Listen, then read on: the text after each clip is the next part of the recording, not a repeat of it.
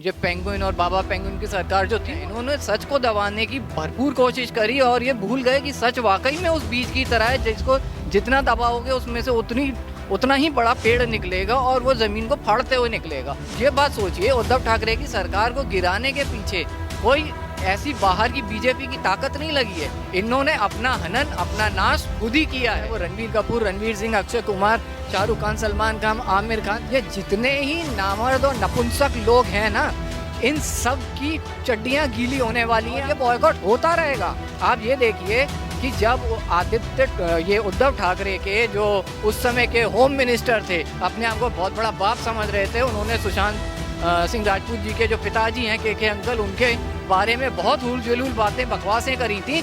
आज वो बंदा अपनी दुम पकड़ के, जैसे कुत्ता दुम पकड़ के बैठ जाता है ना कोने में, वैसे ही अपनी दुम पकड़ के अंदर डाला हुआ है। क्योंकि अगर ये सीबीआई जांच में बाहर आ जाता है कि सुशांत सिंह राजपूत की हत्या की गई और उस हत्या के अंदर आदित्य ठाकरे, उद्धव ठाकरे, इन लोगों का हाथ है, तो ये जिसको बचाने की कोशिश कर रहे हैं वो नाम है इम्तियाज खत्री, जो इनका बाप बना हुआ है वहाँ पे। सर, मोर्चरी के सेवक जो हैं रूप कुमार जी, उन्होंने बताया कि सुशांत सिंह की जो मैंने शव देखा था तो उसको देखकर लग नहीं रहा था कि उन्होंने आत्महत्या करी है। वो ऐसा लग रहा था कि उनको किसी ने मारा है। तो इसको आप, इनके उन बयान को आप कैसे देखते हैं? देखिए जी, एक बहुत सिंपल सी बात है, एक लॉ ऑफ नेचर होता है।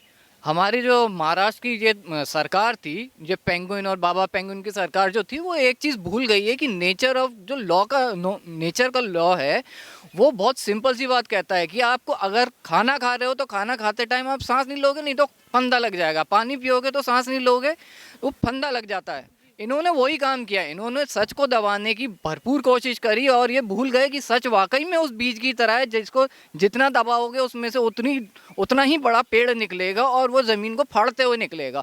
आज जो मर्चुरी में हमारे दादा आकर के कह रहे हैं रूप कुमार जी की सुशांत के पूरी बॉडी के ऊपर घाव थे, ये चीज़ हम लोगों ने 2020 में जून से ही चीखना शुरू कर दिया था। लेकिन कहते हैं कि उस समय किस्मत इनकी बुलंद थी कि कोविड के प्रोटोकॉल इतने ज़्यादा सख्त हो रखे थे कि हम आम जनता कुछ ज़्यादा कर नहीं पाई, वो सिर्फ सोशल मीडिया पे आवाज़ उठाती रही। लेकिन जब कोविड प्रोटोकॉल ख़त्म हुए और आम जनता ने सड़कों पे आकर के 2 साल बाद भी इस बात का नारा लगाया, तो उद्धव ठाकरे की सरकार को समझ में आ गया था। आप ये बात सोचिए, उद्धव ठाकरे की सरकार को गिराने के पीछे कोई ऐसी बाहर की बीजेपी की ताकत नहीं लगी है। इन्होंने अपना हनन, अपना नाश खुद ही किया है। ये जो दोनों बाप बेटे हैं, ये जो पेंगुइन सरकार लेकर के बैठे हुए हैं और बाला साहब ठाकरे का नाम लेकर के बड़ा जोर शोर से वहाँ पे अपनी पार्टी को चमका रहे थे, बाद में पता चला कि ये दाऊद के गुर्गों के साथ बैठे हुए हैं दोनों। वे जाकर के दाऊद के गुर्गों के साथ पार्टियां करते हैं। रिया चक्रवर्ती का इनके साथ डायरेक्ट कांटेक्ट रहता था, 44 बार से ज़्यादा कॉल रिकॉर्ड्स में दिखाया गया है बिहार पुलिस के थ्रू। तो भैया, ये जो आपके आदित्य उद्धव ठाकरे पेंगुइन चोंच वाला आदमी जो है, इस चूजे से कोई पूछे कि तेरी रिया में इतनी क्या दिलचस्पी थी, अगर रिया सुशांत की गर्लफ्रेंड थी तो तुझको घुसने में क्या मजा आता था। हम इस केस को स्टार्टिंग से कह रहे हैं कि आप दिशा सालियन के केस को क्रैक कीजिए, आपको सुशांत के केस की हर एक चीज़ पता चल जाएगी। साथ ही केंद्रीय मंत्री जो है नारायण राणे, उन्होंने भी कहा है कि अगर ये मामला बाहर आता है तो इसमें आदित्य ठाकरे को भी जेल जाना हो सकता है। इनके इस बयान को आप कैसे देखते हैं? जी बिल्कुल, देखिए, लेकिन हमारा देश ना एक ऐसा देश है जिसमें जिन लोगों के पास पावर है, जिसको हम कहेंगे असंवैधानिक पावर, जो ब्लैक मनी इन लोगों के पास आता है, जो बाहर से पैसा आता है, उसके दम पे इन्होंने अपने चूजे को बचा के रखा है। लेकिन वही यहाँ पे घूम फिर के बात वही आ जाती है कि जो लॉ नेचर का है वो बहुत अलग है। वो कहता है आप क्या हो, आपकी क्या औकात है, वो हम 1 सेकंड में दिखा देंगे। और यही चीज़ हो रही है। नारायण राणे जी जो चीज़ कह रहे हैं वो चीज़ इत्तेफाक रखती है। आपने ये केवल एक केस है जो सामने आया है। इन्होंने चरस, गांजे, MDMA ऑयल, इन सब के नशे में कितने लोगों के साथ क्या क्या बर्बरता की गई होगी, इसका तो कोई अंदाज़ा ही नहीं लगा सकता।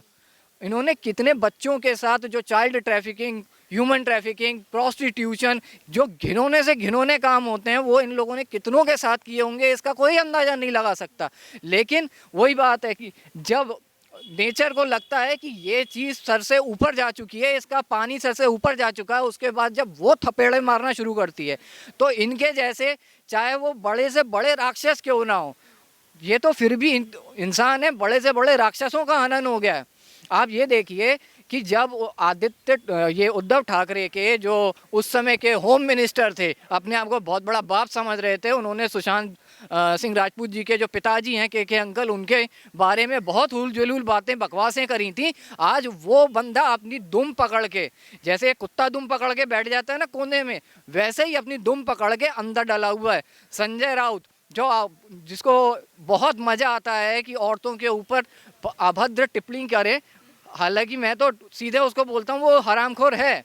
भैया सीधी सी बात है, आपने पूरे अपने जीवन काल में केवल और केवल ठाकरे परिवार की चाटी है, और क्या चाटी है वो आप डायरेक्ट समझ जाओ, मैं ऑनलाइन नहीं बोल सकता।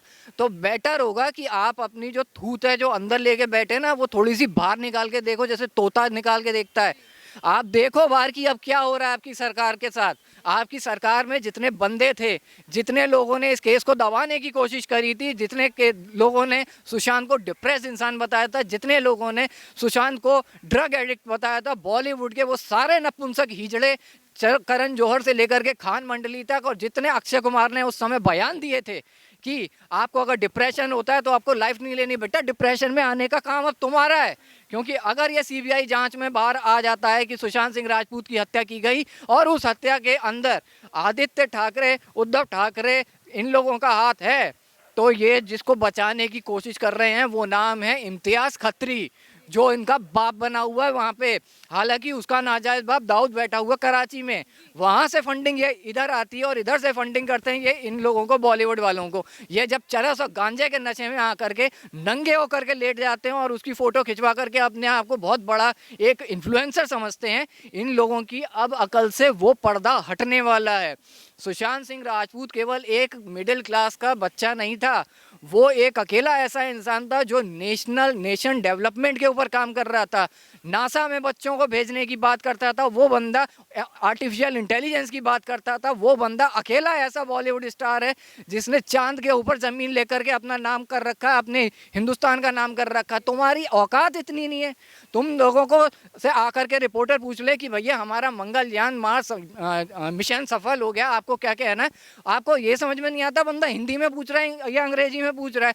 या ये तो जो तैमूर की अम्मा है करीना कपूर खान, जिन्होंने सैफ अली खान की बेटी को हिदायत दी थी कि भैया आप अपने पहले कोस्टार के साथ किसी भी तरीके का रिलेशन मत बनाना, ये कभी उसके बारे में खुल के बोलने कि वो उसने आगे क्या क्या करा है सुशांत के साथ, ये सब चीज़ें अभी तक पब्लिक पोडियम में आई नहीं है।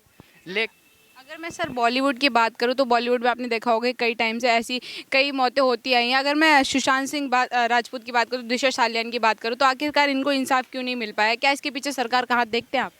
देखिए इसमें 2-3 पॉइंट्स हैं, मैं पॉइंट बाय पॉइंट चलूँगा। सबसे पहले आती है फैमिली। अब देखिए किसी भी एक मिडिल क्लास फैमिली के पास इतनी ताकत नहीं होती है कि वो किसी एक माफिया से लड़ जाए, ठीक है? तो दिशा सालियान की फैमिली मजबूर थी तो वो नहीं कर पाई। लेकिन हम जब बात करते हैं सुशांत सिंह राजपूत की, तो उसकी भाई साहब की फैमिली इतनी कमज़ोर नहीं है।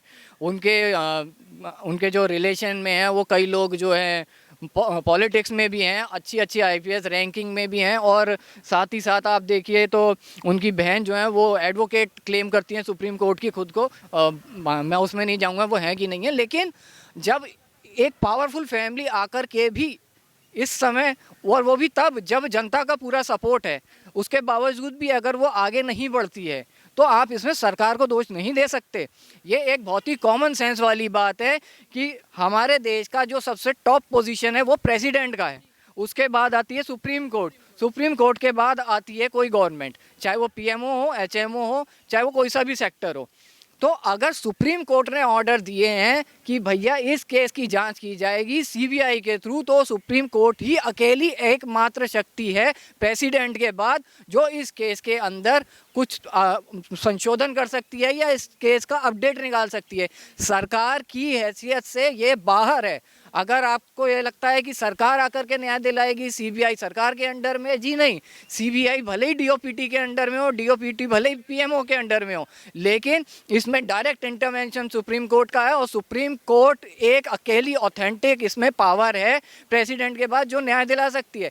न्याय मिल सकता है, इसमें कोई चैलेंजिंग बात नहीं है, क्योंकि सुप्रीम कोर्ट एक अनबायस्ड बॉडी है, उन्हें कोई फ़र्क नहीं पड़ता तुम शाहरुख खान की औलाद हो, उन्हें कोई फ़र्क नहीं पड़ता तुम दीपिका पादुकोण के पति हो, उन्हें कोई फ़र्क नहीं पड़ता कि तुम बाला साहब ठाकरे जी के पोते हो। वो अगर तुम पे चार्जेस निकल जाते हैं, ये प्रूव हो जाता है कि your involvement is in murder, तो आप भाई साहब जेल में सड़ोगे। लेकिन मैं ख़ास तौर से गुजारिश करूंगा कोर्ट को कि इस टटपुंजिए को तिहाड़ में भेजा जाए, यहाँ पे दिल्ली के किसी जेल में नहीं डाला जाए। देखिए सर, अगर मैं मोर्चरी के सेवक जिन्होंने इस बात का खुलासा किया है कि उनके शव के ऊपर काफ़ी चोट के निशान थे, अगर उनकी बात करूँ तो उन्होंने बोला कि मैंने अपने सीनियर्स को ये बात बताई थी कि जो है चोट उनके शरीर पर मिली गई है, तो उन्होंने उनको चुप करा दिया था कि हम इस बारे में आपस में बैठ के बात करेंगे, अभी इस मामले को दबा दिया जाए। तो इसको आप कैसे देखते हैं? क्या ये प्री प्लानिंग, क्या है सब कुछ प्लानिंग के तहत हो रहा था?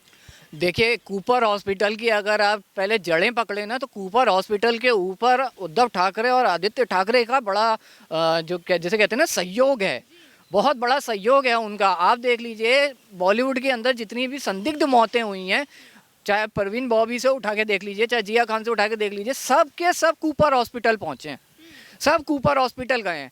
कोई भी और कोई हॉस्पिटल है ही नहीं वहाँ पे, केवल एक कूपर हॉस्पिटल है। तो जब वही है ना कि हमारे जब पिताजी थानेदार हैं तो फिर हमें किसका डर है? तो भैया वो तो सीधे आकर के बोल दिए कि भैया हमारे हिसाब से रिपोर्ट बनाई जाएगी।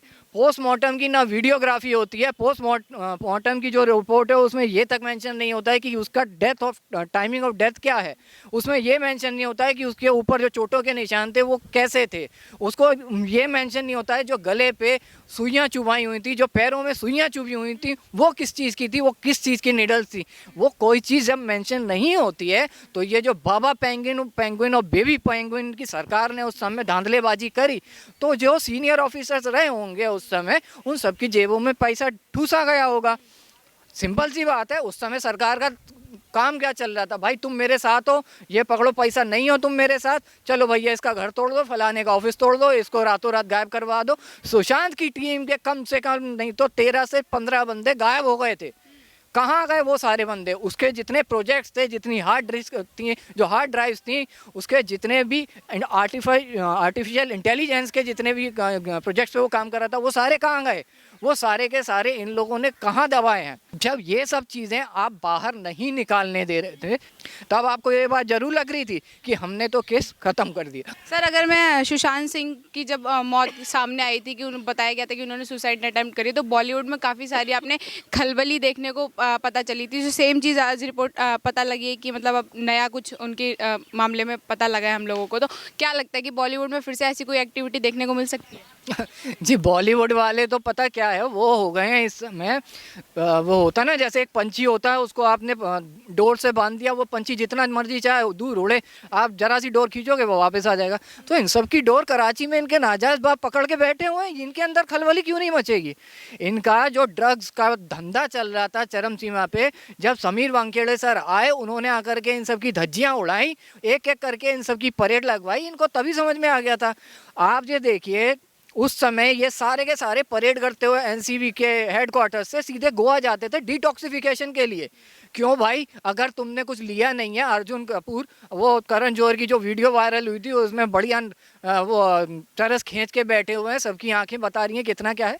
तो ये जो सुशांत का केस है ना, वो बंदा बोल के गया है कि हमारे को अपने देश की सफाई करनी है तो हमें खुद के हाथ गंदे करने पड़ेंगे। उस बंदे ने अपना सेक्रीफाइस किया पूरी की पूरी लाइफ को, नहीं तो जिस पोजीशन पे पहुंच गया था बंदा, वो वहां से और आगे जाता। इनके जितने भी अभी फिल्म एक्टर्स हैं, चाहे वो रणबीर कपूर, रणवीर सिंह, अक्षय कुमार, शाहरुख खान, सलमान खान, आमिर खान, चाहे ये जितने, मैं इनको तो मैं गालियां दे के ही बात करता हूं इनके बारे में, लेकिन ये जितने ही नामर्द और नपुंसक लोग हैं ना, इन सब की चड्डियां गीली होने वाली हैं आप सुशांत केस के दोबारा खुलने के बाद। क्योंकि ये सारे वो चेहरे थे जिन्होंने आकर के बोला था कि सुशांत सिंह राजपूत डिप्रेशन है और डिप्रेशन की वजह से उसने सुसाइड किया है। और जब यही सब चीज़ें इनके मुंह पे मारेगी सुप्रीम कोर्ट खींच के कि तुम लोगों ने जो बकवास करी थी उसका रिजल्ट ये है आज, तब इन सब की जो चेहरे उस समय रिवील होंगे वो एक्चुअल में होने चाहिए, क्योंकि हमारी आने वाली जनरेशन अगर किसी को अपना इंडिविजुअली एक इन्फ्लुएंसर बनाती है या किसी को हीरो बनाती है तो उनको पता होना चाहिए कि इनके जैसे हीरो नहीं होते हैं। जो शाहरुख खान अपने बेटे के लिए कहता है कि मेरा बेटा मैं चाहता हूँ मेरा बेटा चरस गांजा मारे, जो मैंने नहीं करा वो सारा हरामखोरी पना काम करे। आप ऐसे लोगों को अगर अपना हीरो बना रहे हो तो आप चाहे किसी भी समाज से आते हो, आप सभ्य समाज के नहीं हो। अगर सर मैं सुशांत सिंह की मौत के बाद आपने देखा होगा कि जो लगातार जो बॉलीवुड की जो मूवीज़ हैं लोग उनको बॉयकॉट करने की बात करते हैं, तो इसको आप कैसे देखते हैं कि सुशांत सिंह की मौत के बाद बॉलीवुड को काफ़ी जो है मुसीबत से गुजरना पड़ रहा है, इसको आप कनेक्ट करके देखते हैं? देखिए, सुशांत सिंह राजपूत भोलेनाथ के बहुत बड़े भक्त थे, ये बात हम सब जानते हैं। और सुशांत सिंह राजपूत के जाने के बाद एक बॉलीवुड बॉयकॉट का जो ट्रेंड चालू हुआ था वो कभी थमा नहीं। जब भी ये चीज़ लगती थी कि इस ट्रेंड के अंदर कुछ कमी हो गई है, ज़्यादातर लोग नहीं कर रहे हैं, उसी समय कोई ना कोई एक मुद्दा अपने आप उठ के आ जाता था, चाहे वो हिंदुत्व का मुद्दा हो, चाहे इन लोगों की जो फूहड़ पिक्चरें ये बनाते हैं गंदगी से भरी हुई मिनी पॉर्न मूवीज़ जो बनाते हैं उनके ऊपर हो। आप चाहे आदि पुरुष को देख लीजिए, चाहे अभी इसकी घटिया पिक्चर आ रही है गिठान पठान जो भी है, वो जो पिक्चर आ रही है उसमें ये भगवा कलर का रंग का जो इन्होंने नौटंकी करी है, तो ये सब चीज़ें ना उसी से जुड़ी हुई हैं। आपको जैसी लगेगा कि नहीं सुशांत सिंह राजपूत की वजह से अब बॉलीवुड बॉयकॉट नहीं हो रहा है, उसी समय ये खुद आकर के कोई ऐसी बेवकूफ़ी करेंगे या कोई ना कोई एजेंडा अपने आप देश हित के लिए ऊपर उठेगा, जिसकी वजह से इनका बॉयकॉट दोबारा चालू हो जाता है। और ये बॉयकॉट होता रहेगा जब तक इन लोगों की चड्डी बनियान ना बिक जाए। ये भिखारी अगर इनके पास ये बॉलीवुड का काम ना हो तो किसी की इनकी क्वालिफिकेशन क्या है? एक बस कंडक्टर बनने की औकात नहीं है इनकी। मैं कह रहा हूँ एक जो नाली साफ करने वाला बंदा होता हो वो ज़्यादा क्वालिफाइड है, वो मेरे देश की सफाई करने में का हाथ बटा रहा है। ये सारे गंदगी फैलाने में तुम आधी नंगी पुंगी लड़कियां ले जा करके दिखा रहे हो। क्या बताना चाहते हो भैया? तुम बहुत ज़्यादा मॉडर्न हो गए हो, बहुत वेस्टर्न हो गए हो, तो जाओ हिलरी क्लिंटन के साथ जा करके बैठो। यहाँ मोदी जी के राज में क्या कर रहे हो? तुमको इन लोगों को मोदी जी ने एक बार सबको एक साथ बुलाया था, फिल्म फ्रेटर्निटी को। इनको उनका मैसेज समझ में नहीं आया। इनको लगा कि भाई इतना प्राइम मिनिस्टर बन गए तो हमारा सपोर्ट की ज़रूरत है, हम इन्फ्लुएंसर्स हैं, हम जो बोलेंगे पब्लिक वैसे चलेगी। लेकिन मोदी जी का इशारा सिर्फ इतना सा था, बेटा सुधर जाओ नहीं तो सुधार दिए जाओगे। और वही काम अब हिंदुस्तान की जनता कर रही है। सुधरोगे तुम हो नहीं, क्योंकि कुत्ते की पूंछ तो 12 साल नली में रख के सीधी नहीं होती, फिर तुम लोगों की तो आधी वैसी कटी हुई है। तो सुधरना तो तुमने है नहीं, तो जब सुधरना नहीं है तो सुधारे तो जाओगे ना। अब वो सुधारने का तरीका क्या होगा वो हिंदुस्तान की जनता तय करेगी। मैं ये नहीं कहता कि भैया आपको पिक्चर देखने जाना आप जाओ, मैं ये फैंस के लिए भी बोलूँगा, आपको इनके फैन बन के रहना आप रहो, लेकिन क्वालिटी देखो। आप इनकी मूवीज़ को देख लो। मैं एक बहुत बड़ा नाम लेता हूँ, इरफान खान। आप उनकी मूवी उठा के देखो और साथ में इस हकले की, ये चादर मोड़ ऐसी एक्टिंग करता है जैसे अपने आप को बाप समझता। क्या बादशाह बोलता? कौन सा बादशाह? अभी हिंदुस्तान में राजा महाराजा, हाँ किंग खान कौन खान जो भी है, तो ये हिंदुस्तान में राजा महाराजा पैदा होते थे, जाकर के अपने इस्लामिक गढ़ में बोलना ये बादशाह बूदशाह। यहाँ पे हम इरफान खान को जब देखते हैं, उनकी एक मूवी आई थी लंच बॉक्स, सिंपलिसिटी के साथ बनाई हुई ऐसी बेहतरीन मूवी जो इनके बाप दादा नहीं कर पाएंगे। तो जब ये लोग अपने आप को किसी से कंपेयर करते हैं ना, तब इनको इनकी औकात पता चलती है। मैं इनके मुसलमानों में ही बता दे रहा हूँ, नवाजुद्दीन सिद्दीकी को देख लीजिए आप, नवाजुद्दीन सिद्दीकी को देख लीजिए आप इरफान खान जी को देख लीजिए, इवन जो उनका बेटा है आप उसकी एक्टिंग देख लीजिए, उसकी भी अभी एक नई वेब सीरीज़ लॉन्च हुई है। आपको एक्टिंग का मतलब समझ में आ जाएगा। आप दशरथ मांझी जैसी पिक्चर उठा के देख लीजिए, उसमें आपको एक्टिंग का मतलब समझ में आ जाएगा। और इनकी जितनी पिक्चरें आती हैं, अब ये पठान आ रही है, इससे पहले 5 साल से तो ये बंदा ही गायब है। पता नहीं जन्नत या मन्नत कहाँ रहता है ये, जहाँ भी रहता है वो कौन से बिल को खोद के उसमें घुस गया था ये। और जब समीर सन ने इसकी औलाद उठाई है तब जा कर के ये बाहर निकला है। खैर, जो भी एक अपने आप को किंग खान कौन खान जो भी समझते हैं, इन लोगों को सबसे पहले ज़रूरत है एक्टिंग सीखने की। एक्टिंग इनको आती थी पहले, इनके जब स्टार्टिंग में ये बिल्कुल ज़मीन से जुड़े हुए थे ना भाई साहब, तब इनको एक्टिंग आती थी। अब इनके अंदर घमंड इतना चूर हो गया है कि भैया हमसे आगे कोई है ही नहीं, हमारे ऊपर तो कोई आ ही नहीं सकता। अबे है क्या तुम? हैं हिंदुस्तान की जनता ने पैसे दे दे कर तुम लोगों को मन्नत खरीदवा दिया। नहीं, तुम्हारी औकात तो ये भी नहीं थी कि तुम मोची की तरह बैठ के जूते चप्पल सिल लो। तो तुम लोग जो अपने आप को ये बहुत बड़ा नाम समझते हो ना, तुम्हारे नाम का कुत्ता तो दूर की बात है, टॉयलेट सीट भी ना बनवाएं हम लोग घर में।